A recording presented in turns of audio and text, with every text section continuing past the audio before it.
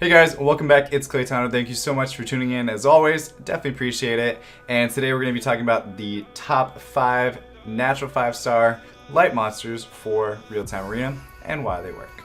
So to get right into it here, number 5, we have Tion Lang, the light panda. Okay, light panda works because, I feel like I don't need to go over this every time I talk about light panda, but look at his third skill, okay? The effective attack, the effect of all attack bar increasing skills of both allies and enemies will be decreased by 50%. Okay, so what monsters are really good in RTA? Okay, you have Orion, which is a super threat. You have Bernard, you have Bastet, you have all those other monsters that are going to be increasing attack bars. So you just say, no, I'm going to reduce that by 50%. I'm going to be really fast and I'm going to come back and take all your buffs away. Doesn't even matter. I don't care. So your attack bar will increase by 20% every time an enemy uses that. So they increase their attack bar by 30%. It gets reduced to 15%. Your attack bar gains by 20%. Guess who's going first? If you build it fast enough. The speed's a little bit low on this monster, but still build it fast, violent. Speed, HP, speed, defense, HP, defense, crit damage, HP. There's so many different ways you could build it. I can't go into all the detail, but it's, I know these monsters, not everybody's gonna have them. So let's just finish this up. Okay, so attacks all enemies 3 times, with each strike having a 15% chance to remove beneficial effect and stuns them for 1 turn. So anytime you remove beneficial effects, to get rid of will runes, immunity buffs, stuff like that, it's critical to have an option, at least the option to do it in RTA, because there's just so much of it, and it deals more damage according to your max HP. That's always nice. And attacks the enemy 3 times, with each strike having a 30% chance to decrease the target's defense for 2 turns. Okay, so you guys see, it's clearly in the top 5 light monsters. Now I was surprised that it was lower on the list when I actually thought about it. So to see what's next, you guys are gonna love it. Okay, moving on from Tion Lang, it is the poster child himself, Artemile at number 4. Let's talk about what makes Artemile so good in RTA. Okay, he got an amazing buff, so it counterattacks instantly when you or an ally is attacked with a critical hit and increases your attack bar by 15%. Increases your defense by 20% each whenever Judge Passive is activated, accumulates up to 5 times. So you take your defense and you double it, because how many times are you going to get crit in RTA? A ton.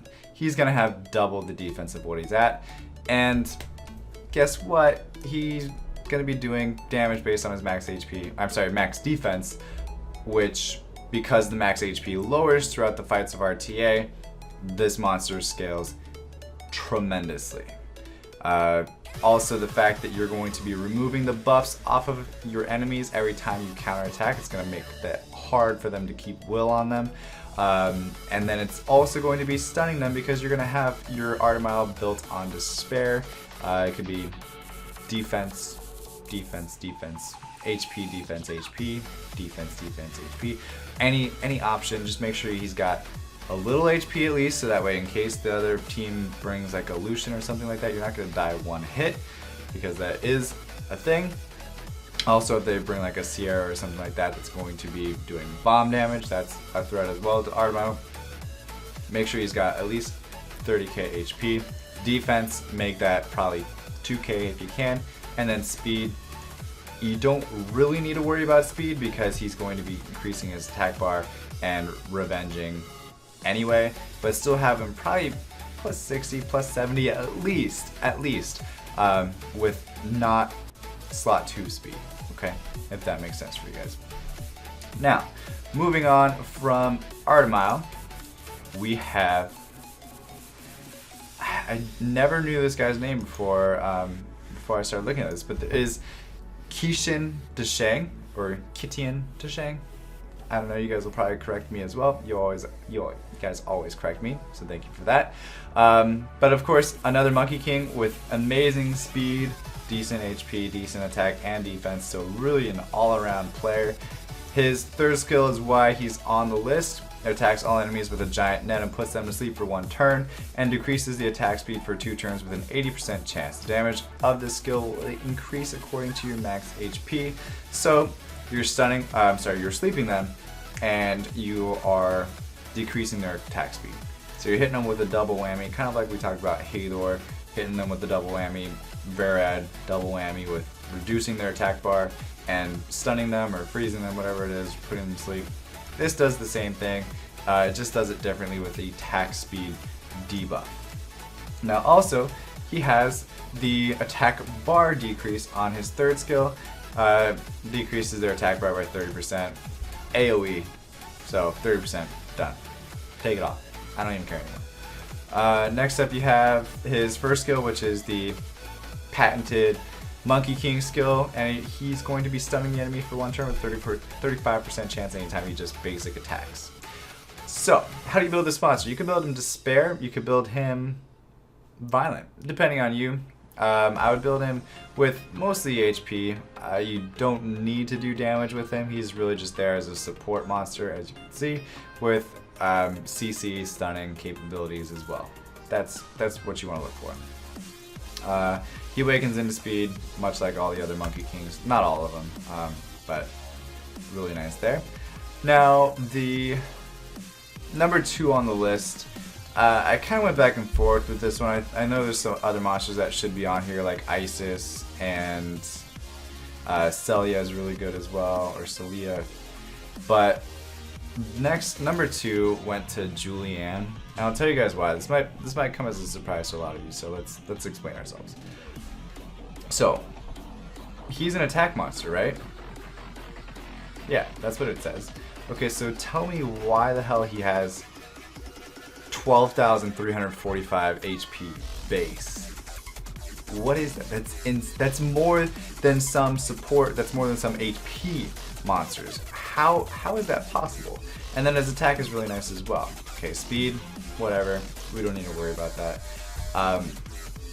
What makes him so good though is that he's obviously got those base stats, but he has this passive that makes him extremely hard to kill. He used to have a different passive, he got buffed. He used to have to get crit in order to die, but now he's at the moment of death, you regain HP by absorbing 10% of HP from all the other allies. So 3 allies, that's 30% HP that you're going to be gaining back. Can't be absorbed from allies that are 30% HP or lower. So really, you can build Julianne pretty glass cannon-y. So that way he's going to be nuking people down, while his other monsters are going to be supporting him, healing themselves back up, so that way anytime Julianne gets hit, he has the capabilities to pull from everybody, because they're all going to have over 30% HP, so that way he can still survive. He's just not going to die. So you can bomb him, he'll come back. Doesn't matter. Number 2 skill, Noble Agreement, same as the what is it? Ambushes the enemy to deal a strong blow and stuns the target if the attack lands as a critical hit. Okay, so this is like the same as the wind one, I believe. Nope. Do they all have different ones? Weaken. Yeah, no, he has his own. It's his own. It's not the same as anything. So it attacks and lands as a critical hit. This skill has a 30% additional critical rate and will deal more damage according to your attack speed. Okay. Stuns the target if the attack lands as a critical hit. So if he lands as a critical hit, you're stunned. You're done. It's technically a 100% chance. Obviously you have a chance to resist it, but it's just critical hit, you're dead. I mean, you're not dead, but you're stunned.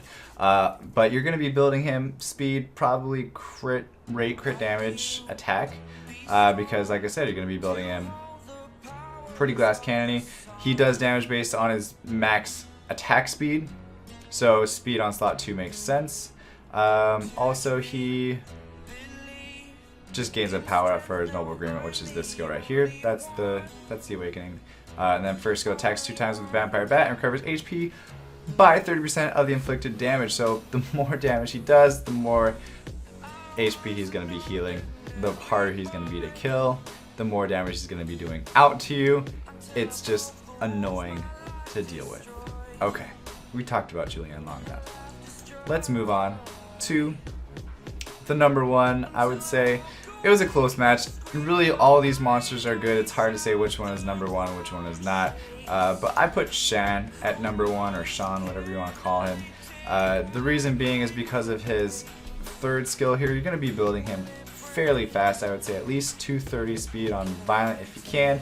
But stuns all enemies with an 80% chance, increases the attack speed of all allies for 2 turns, and increases the attack bar of all allies by 25%. So you're stunning, you're increasing your attack bar, and your attack speed. So it's Bernard plus a full team stun that doesn't have a chance to glance, so it's pretty great.